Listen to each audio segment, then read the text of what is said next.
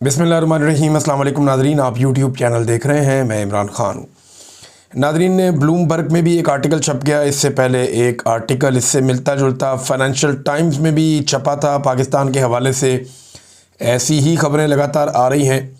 अब ब्लूमबर्ग ने अपनी ताज़ा तरीन एक स्टोरी लिखी है और उसमें उन्होंने एक नए पहलू से पाकिस्तान की मौजूदा सूरत हाल के ऊपर खुली चीज़ें सामने रख दी हैं। वो ये कहते हैं जी, पाकिस्तान में जो पहले खुली फ़ौजी बगावत हो जाती थी या कोई मार्शल लॉ लग जाता था, अब वो अब नहीं है। अब पाकिस्तान में एक नए तरीके से एक नरम और छुपी हुई फ़ौजी कब्ज़े की कोशिश की जा रही है। गुज़िश्ता चंद सालों में इस्टेब्लिशमेंट ने सियासत, मईशत और इदारों पर अपना गलबा काफ़ी हद तक मजबूत किया है और वो उन पर कब्ज़ा करते जा रहे हैं। और ये जो मौजूदा आईनी तरमीम है, ये उसी सिलसिले की एक कड़ी है। आर्मी चीफ जनरल आसिम ने इजाफी इख्तियारात हासिल कर लिए हैं और शहरी क़यादत से लेके आला मुकाम और यानी उन्होंने अपने लिए एक वो भी हासिल कर लिया है। किसी किस्म की उनकी परसिक्यूशन नहीं हो सकती, उनको इम्यूनिटी भी मिल गई है, यानी इस्तिस्ना भी उन्होंने हासिल कर लिया उम्र भर के लिए। अखबार ये बताता है कि पाकिस्तान को जो फ़ौज को वापस पाकिस्तान के अंदर एक बहुत भरपूर ताकत मिल रही है और फ़ौज जो कुर्सी के ऊपर बैठ रही है, इससे पाकिस्तान को मुस्तकबिल में शदीद पछताना पड़ेगा, क्योंकि ये ना सिर्फ जमहूरियत को ख़त्म कर देगा पाकिस्तान में, बल्कि मुल्क की माशी इस्तेहकाम और समाजी तरक्की को भी बुरी तरह ख़तरे में डाल देगा। फिर उन्होंने बताया पाकिस्तान में हमेशा से फ़ौज ही तगड़ी रही है और माजी में कुछ ऐसी दहाइयाँ रहीं जिनमें ख़ास तौर पर फ़ौजी हुक्मरान ही यहाँ पर हुकूमत करते रहे हैं। लेकिन बहुत सारे वाक़यात ऐसे हुए जहाँ पर फ़ौजियों ने कुछ नाकाम मुहिम्मात चलाई, फ़ौजी डिक्टेटरों ने या जर्नैलों ने। 1971 का भी एक वाक़या इसके अंदर रिपोर्ट किया गया और जुल्फ़िकार अली भुट्टो जैसे सियासतदानों को पीछे धकेला गया।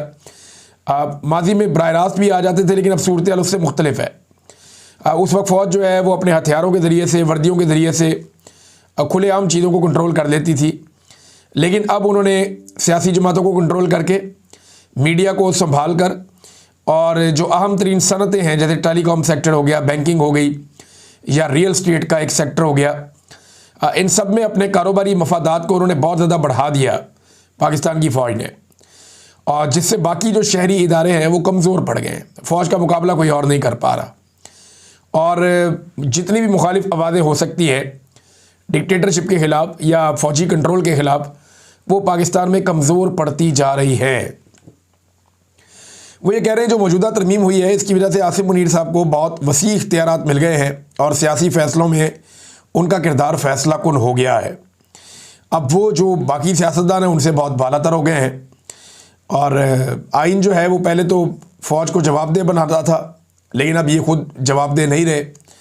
और साथ ही उन्होंने ये भी बताया, ये जो आर्टिकल है इसके अंदर जो लिखने वाले हैं वो ये भी कह रहे हैं कि 1970 की दहाई में पाकिस्तान जिस तबाही का शिकार हुआ था, मिलिट्री डिक्टेटरशिप के नतीजे में, फ़ौजी गलबे के नतीजे में, पाकिस्तान उसी तबाही की तरफ आगे बढ़ता जा रहा है। IMF का बोझ भी बढ़ रहा है और इसकी वजह एक वो ये बताते हैं कि जो मिलिट्री इस्टेब्लिशमेंट है वो कौमी मफादात की बजाय अपने ज़ाती मफादात को तरजीह देते हैं, यानी अपने मफादात को ज़्यादा तरजीह देते हैं इस्टेब्लिशमेंट के लोग, बजाय इसके कि वो कौम के मफाद को तरजीह दें।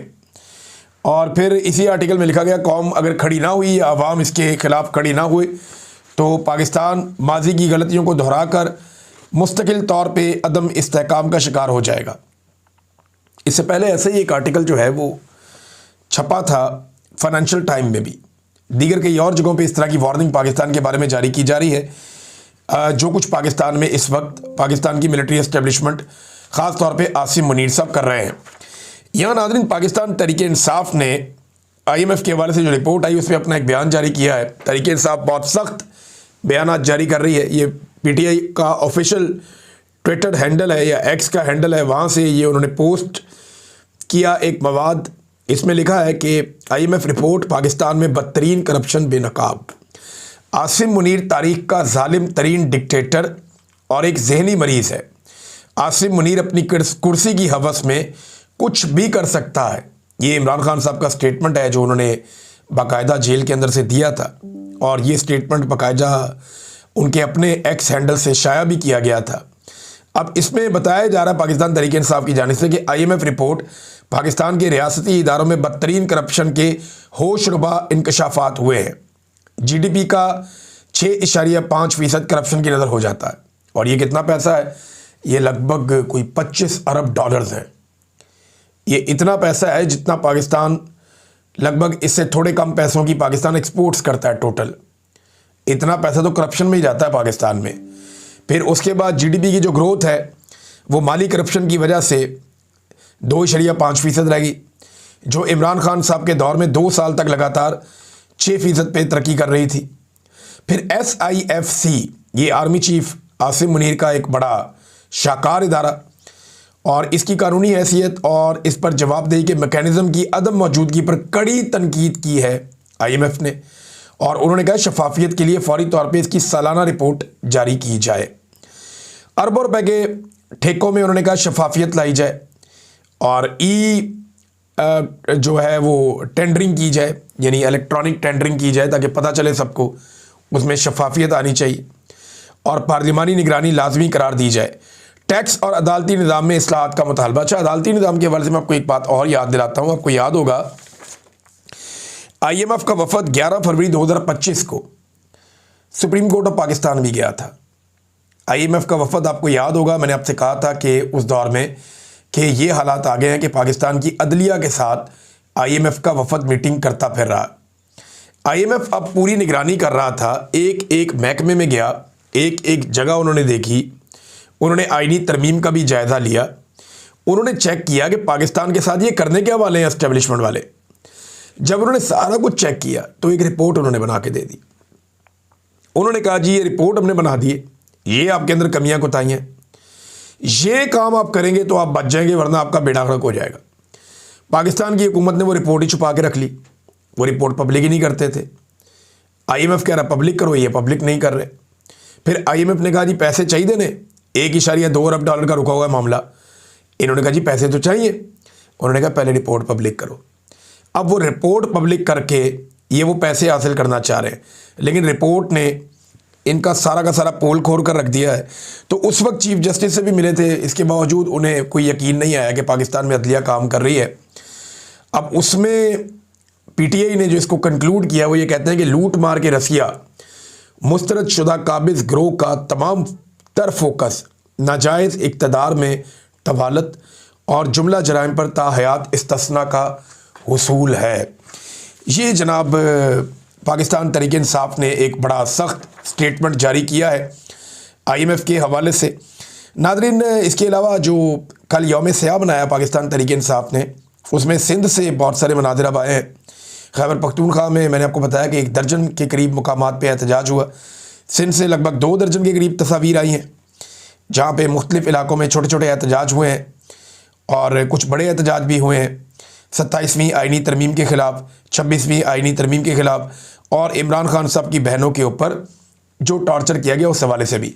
अब नादरीन, आखिरी 10 दिन बचे हैं, यानी आज 22 तारीख़ है। ये महीना गुजारना है किसी तरह फील्ड मार्शल आसिम मुनीर साहब ने। इस महीने में कोई ख़राबी नहीं होनी चाहिए। ये महीना ख़त्म तो उन्हें लगता है कि शायद उसके बाद वो बिल्कुल नाकाबिल तस्खीर हो जाएंगे। नाकाबिल तस्खीर तो कुछ भी नहीं होता। अल्लाह रब्बुल इज़्ज़त की ज़ात है, सारी ताकत तो उसके पास है और किसी के पास नहीं है। जितने भी डिक्टेटर रहे वो जब मुतमईन हो गए तब उन्हें डंडा पड़ा कुदरत का।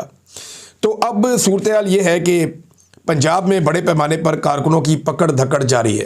पाकिस्तान तहरीक इंसाफ के कारकुन गिरफ़्तार किए जा रहे हैं, किसी और सियासी जमात के कारकुन गिरफ़्तार नहीं हो रहे, और 3 MPO के तहत इन्हें कैद भी किया जा रहा है 10-10 दिन के लिए।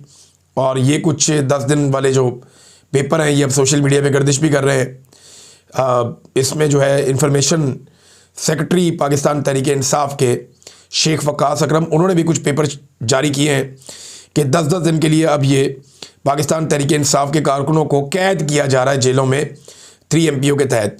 अब वजह यह है कि इन 10 दिनों के बाद आसिम मुनीर साहब को लगता है कि वो नाकाबिल तस्खीर हो जाएंगे, लेकिन घोड़ा भी यही है तो मैदान भी यही है। जब वक्त आएगा तो पता चल जाएगा। इससे पहले ये लोग यही सोचते थे कि इमरान खान को जेल में डालेंगे सब ठीक हो जाएगा, कुछ नहीं हुआ। फिर इन्हें लगा इमरान खान को सज़ाएं दे देंगे सब ठीक हो जाएगा, कुछ नहीं हुआ। फिर इन्हें लगा इमरान खान का इंतखाबी निशान छीन लेंगे सब ठीक हो जाएगा, कुछ नहीं हुआ। फिर इन्हें लगा कादी फ़ायद सा आएगा सब ठीक हो जाएगा, आ गया, कुछ नहीं हुआ। फिर इन्हें लगा नवाज शरीफ को वापस लाएंगे, तोते उड़ाएगा, सब ठीक हो जाएगा। आ गया, तोते उड़ा लिए, कुछ नहीं हुआ। फिर इन्हें लगा 2024 के इंतखाबात में भरपूर धांधली कर लेंगे और अपनी फार्म 47 पे जाली हुकूमत बना लेंगे, सब ठीक हो जाएगा। वो भी करके देख लिया, कुछ नहीं हुआ। फिर इन्हें ज़रूरत पड़ी एक 26वीं तरमीम की, वो भी इन्होंने कर ली। फिर जनाब 26 नवंबर को कत्लेआम करके इन्होंने लगा सब ठीक हो जाएगा, फिर भी कुछ नहीं हुआ। फिर तहरीक लब्बैक के कारकुनों को कत्लेआम कर दिया, सब ठीक हो जाएगा, कुछ भी नहीं हुआ। फिर 27वीं आइनी तरमीम करनी पड़ गई। अब 27वीं आइनी तरमीम करके इन्हें लगता है सब ठीक हो जाएगा, कहाँ ठीक हुआ। अब इन्हें लगता है कि 10 दिन और पाकिस्तान तहरीक इंसाफ को चुप करवा लेंगे तो सब ठीक हो जाएगा। ये ठीक नहीं होना। ये कौम आपका पीछा करेगी, ये आपके पीछे आएगी। पाकिस्तानी इंतज़ार ज़रूर कर सकते हैं, ताख़ीर ज़रूर हो सकती है। मैं पाकिस्तानियों को अच्छी तरह जानता हूँ। पाकिस्तान की एस्टेब्लिशमेंट पाकिस्तान को इतनी अच्छी तरह नहीं जानती। अगर ये जानते होते, वैसे आसिम मुनीर साहब तो जानते ही हैं, इसीलिए उन्होंने इस्तेस्ना ले लिया है कि उन्हें आइडिया है कि पाकिस्तानी क्या कर सकते हैं। इमरान खान का खौफ भी है ना। देखिए, मुझे आज एक बड़े ज़बरदस्त आदमी ने फ़ोन किया, मैं उसको मुश्किल में नहीं डालना चाहता। उसने मुझे कहा कि जितना पाकिस्तान की मिलिट्री एस्टेब्लिशमेंट या फील्ड मार्शल आसिम मुनीर साहब इमरान खान से डर रहे हैं, अगर इतना वो अल्लाह से डरें तो पाकिस्तान की हालत बहुत बेहतर हो सकती थी। लेकिन वो इमरान खान साहब के खौफ में बिला वजह मुब्तला है और ये खौफ उन्हें जीने नहीं दे रहा। कभी इस्तेस्ना लेते हैं, कभी कुछ करते हैं, कभी कुछ करते हैं। तो सारी एक्टिविटीज़ इमरान खान को मद्देनज़र रख के, उनको अपने दिमाग में रख के ये करते रहते हैं। और हालात पाकिस्तान के ये पैदा कर दिए कि पाकिस्तान को लगभग शुमाली कोरिया इन लोगों ने बनाकर रख दिया है। शुमाली कोरिया को अगर आप स्टडी करें ना नाज़रीन, तो वहाँ से कोई शख्स बाहर नहीं जा सकता। जिसने बाहर जाना है उसने सर्टेन गारंटीज देनी है, फिर उसने बाहर जाना है। शुमाली कोरिया से निकल कर बाहर भागना वहाँ के लोगों के लिए जान जोखन का काम है। लोग जनूबी कोरिया जाना चाहते हैं, अगर आप फ़्लाइट एक लें शुमाली और जनूबी कोरिया के ऊपर, आप हवा से गुजरें जहाज़ पे रात के वक्त, तो आपको जो अंधेरा नज़र आएगा वो आप आंखें बंद करके जान जाएं कि शुमाली कोरिया बेड़े गर्क हो गया, उसका डिक्टेटरशिप है वहाँ पे। और जहाँ आपको रोशनियाँ, चमक और तरक्की नज़र आएगी वो आप समझ लें जनूबी कोरिया। जनूबी कोरिया अपनी पहचान पूरी दुनिया में बना रहा है बहुत सारे हवालों से। शुमाली कोरिया जो है वो सिर्फ़ और सिर्फ उनके पास हथियार अच्छे हैं, जबकि उनके लोगों का म्यार ज़िंदगी किसी काबिल नहीं है। ज़हनी मरीज़ बन गए हैं वहाँ के लोग। अब वो जो शुमाली कोरिया है वो ट्रैवल नहीं करने देते, यही पाकिस्तान में फार्मूला है। पाकिस्तान के एयरपोर्टों से बेशुमार लोगों को वापस भिजवाया जा रहा है। देखिए, कुछ लोग ऐसे होते हैं जो गैर कानूनी तरीके से बाहर जाना चाहते हैं, उनके ऊपर सख्ती हमेशा से होती रही है एयरपोर्ट के ऊपर, और FIA चेक करती रही है। उस मामले को आप मज़ीद बेहतर कर सकते हैं, मज़ीद सख्ती कर सकते हैं, ह्यूमन ट्रैफिकिंग को आप रोक सकते हैं। लेकिन जिन लोगों के पास कागजात हैं, जिन लोगों के पास पासपोर्ट है, असली वीज़ा है, जिनके पास टिकट है, जिनके पास वसाइल हैं, जो पाकिस्तान से बाहर जाते रहते हैं, जाना चाहते हैं, उन्हें रोकना दानिशमंदी नहीं है। लेकिन पाकिस्तान की मिलिट्री एस्टेब्लिशमेंट को इस बात की बड़ी शर्मिंदगी है कि क्यों पाकिस्तान दुनिया में नंबर 1 आ गया, जिसके शहरी उस मुल्क को छोड़ कर जा रहे हैं। इसकी इन्हें बड़ी तकलीफ हुई है। पहले ये से कहते थे ब्रेन गेन हो रहा है, आसिम मुनीर साहब ने खुद कहा था कि ये ब्रेन गेन है। ये वही वक्त है जब आसिम मुनीर साहब ने ये भी कहा था कि फॉरवर्डेड एज रिसीव्ड, ये भी उन्होंने उसी वक्त बात की थी, इसका बड़ा मीम बन गया था बाद में। लेकिन उन्होंने कहा कि ब्रेन गेन हो रहा है और अब उस ब्रेन ड्रेन को रोकने की कोशिश कर रहे हैं। ऐसे नहीं रुकना, पॉलिसियों से रुकना है। लोग पाकिस्तान नौकरियां करने आ सकते हैं अगर आप पाकिस्तान को सही ट्रैक पे चला दें तो। पाकिस्तानी पाकिस्तान से बाहर नहीं जाना चाहते, पाकिस्तान में रहना चाहते हैं, अगर उन्हें पाकिस्तान में वसाइल मिलें तो। नादरीन, एक और बड़ी खौफनाक खबर है, ये काफ़ी दिनों से चल रही थी, अब दोबारा सामने आ गई है, मैं आपके सामने रखता हूँ कि पश्तून तहफ़्फ़ुज़ मूवमेंट के 6 कारकुन जो लापता हो गए थे। ये वो कारकुनान हैं, जब आपको याद होगा ये आए थे एक जरगा में, उसके बाद इनके कारकुन लापता कर दिए गए थे। तो 6 कारकुन पेशावर से लापता हुए, इनके बारे में अभी तक कुछ पता नहीं चल रहा। वज़ीर आला खैबर पख्तूनख्वा ने इसका सख्त नोटिस लिया था, सख्त रद्द-ए-अमल भी दिया था और उन्होंने वार्निंग भी दी थी, लेकिन उनकी वार्निंग का कोई फ़ायदा नहीं हुआ और ना कोई एक्शन हुआ उसके बाद। अब पता ये करना चाहिए कि ये जो 6 कारकुन पश्तून तहफ़्फ़ुज़ मूवमेंट के उठाए गए, ये तो आए थे जरगे के चक्कर में। अब इनके जो लोग उठाए गए, 2 लोग तो जरगे में भी आए थे इनके। अब ये लोग जो उठाए गए हैं, इनके हवाले से क्या कोई मुकदमा दर्ज किया गया, क्या कोई तफ्तीश की गई, क्या कोई किसी नुक्ते तक पहुँचे कि जनाब ये कहाँ गए, किधर से निकले, कोई CCTV फुटेज, कोई और चीज़, पेशावर के अंदर से ये उठाए गए हैं। तो वज़ीर आला ने इस पर स्टेटमेंट दिया था, लेकिन इन बंदों का अभी तक पता नहीं चल रहा। इनके अंदर नूरुल्लाह तरीन है, हनीफ पश्तीन है, सैयद इरफानुल्लाह है, फरहान वज़ीर है, अदनान वज़ीर है, हबीब वज़ीर है। एक दिन पहले पेशावर में तलबा ने इसके ऊपर बड़ा एहतजाज भी किया, बहुत बड़ा एहतजाज वो कर रहे थे, और वो ये मुतालबा कर रहे थे हुकूमत से भी और एजेंसियों से भी कि जबरी तौर पे लापता किए गए इन कारकुनान को वापस किया जाए। अब इस पर एमनेस्टी इंटरनेशनल ने साउथ एशिया का जो इनका एक पूरा पोर्शन है, उन्होंने एक मुतालबा भी किया है और उसके ऊपर एक उन्होंने स्टेटमेंट भी जारी किया है। उनका स्टेटमेंट क्या कहता है ये ज़रा देखिए आप। वो बता रहे हैं जनाब कि ये कारकुनान जो है ये लापता हो गए हैं और 12 नवंबर से अब तक ये लापता है, लगभग 10 दिन हो गए हैं, अभी तक इनको कुछ पता नहीं चल रहा। और ये एक नॉर्मल रूटीन बंदी जारी है खैबर पख्तूनख्वा में और बलूचिस्तान में कि वहाँ पे नौजवानों को लापता किया जाता है। लगातार ये वाक़यात हो रहे हैं। इस पे इन्होंने 3 किस्म की डिमांड्स की हैं। नंबर 1, इन्हें फ़ौरी तौर पे जो है वो बाजियाब करवाया जाए ताकि ये वापस आएँ महफूज तरीके से। नंबर 2, एक और जो इसमें मुतालबा सामने आया वो ये कि इस पर इन्वेस्टिगेशन की जाए और जो लोग इसके लिए रिस्पॉन्सिबल हैं उनको सज़ा दी जाए। और तीसरा ये है कि इस किस्म की जो प्रैक्टिस है जबरी तौर पे गुमशुदा करने की, वो प्रैक्टिस पाकिस्तान में ख़त्म की जाए। ये नादरीन इनके मुतालबात हैं। नादरीन, जुलाई के महीने से लेकर अक्टूबर के महीने तक, जुलाई, अगस्त, सितंबर, अक्टूबर, ये 4 महीने, इन 4 महीनों में 2025 में पाकिस्तान ने जो कर्जा लिया वो 650 अरब रुपए है। 650 अरब रुपए, ये इतना कर्जा पाकिस्तान ने 4 महीनों में ले लिया। जो पिछला साल था ना 2024, इसी अरसे में 2024 में पाकिस्तान ने इससे 170 अरब कम कर्जा लिया था। यानी ये हर साल अपना कर्जा लेने की रफ्तार बढ़ाते जा रहे हैं। और अब किसी की भी हुकूमत आएगी उसको ये करना पड़ेगा। फ़र्ज़ करें आज अगर इमरान खान साहब की हुकूमत आ जाती है, उन्हें IMF के पास भी जाना पड़ेगा, उन्हें ये सारे कर्ज़े भी लेने पड़ेंगे, उन्हें मज़ीद कर्ज़े भी लेने पड़ेंगे और बहुत बोझ उठाना पड़ेगा पाकिस्तान की हुकूमत को जब तक कि पाकिस्तान के अंदर पब्लिक का एतमाद वापस नहीं आ जाता और टैक्स कलेक्शन का निज़ाम ठीक नहीं हो जाता। तब तक पाकिस्तान को ये बोझ उठाना पड़ेगा, ये कड़वी गोली अब खानी पड़ेगी। बेड़ा गर्क कर दिया मिलिट्री एस्टेब्लिशमेंट ने, ये जो टोला मुसल्लत किया पाकिस्तान के अंदर, इसके साथ मिलकर पाकिस्तान की मईशत का। नादरीन, सलमान अकरम राजा साहब ने एक खबर दी और उन्होंने बताया उनके बकौल कि इमरान खान साहब की जो जेल में मुलाकातें नहीं ना हो रही, इसके ऊपर सुप्रीम कोर्ट ऑफ पाकिस्तान में जो पटिशन की गई है वो अब आईनी अदालत सुनेगी। अब जेल के अंदर एक कैदी बंद है और कानून के मुताबिक उसकी मुलाकातें उसकी फैमिली से होनी चाहिए। अब ये आईनी मसला तो नहीं है कि इसको वफाकी आईनी अदालत में आप ले जाएंगे। अगर ये वाले मामलात भी वफाकी आईनी अदालत के अंदर जाएंगे, जैसे कि सलमान अकरम राजा साहब का एक मैं स्टेटमेंट पढ़ रहा था, अगर इस किस्म के मामलात वफाकी आईनी अदालत में जाएंगे तो सुप्रीम कोर्ट ऑफ पाकिस्तान क्या करेगा? क्या वो मियाँ बीवी की सुलह कराएगा या कोई करियाना स्टोर के केसेस सुनेगा या कोई लेन देन के मामला तय करवाएगा या कोई जरगे करवाएगा? क्या करेगा सुप्रीम कोर्ट ऑफ पाकिस्तान? फिर तो अमली तौर पे सुप्रीम कोर्ट ऑफ पाकिस्तान ख़त्म हो गया और शायद इसीलिए 2 मुअज़्ज़िज़ जज साहिबान ने उससे इस्तीफ़ा भी दे दिया सुप्रीम कोर्ट ऑफ पाकिस्तान के जज की हैसियत से। तो एक और नादरीन चीज़ सामने आ रही है आजकल, DG ISPR दौरे कर रहे हैं यूनिवर्सिटीज़ के। इस्लामाबाद से पहले एक खबर आई और फिर एक खबर आई कराची से। ये खबर जो है तारिक मतीन साहब ने दी है कि बड़ी सख्ती की गई तलबा के ऊपर, वहाँ पे भी DG ISPR गए।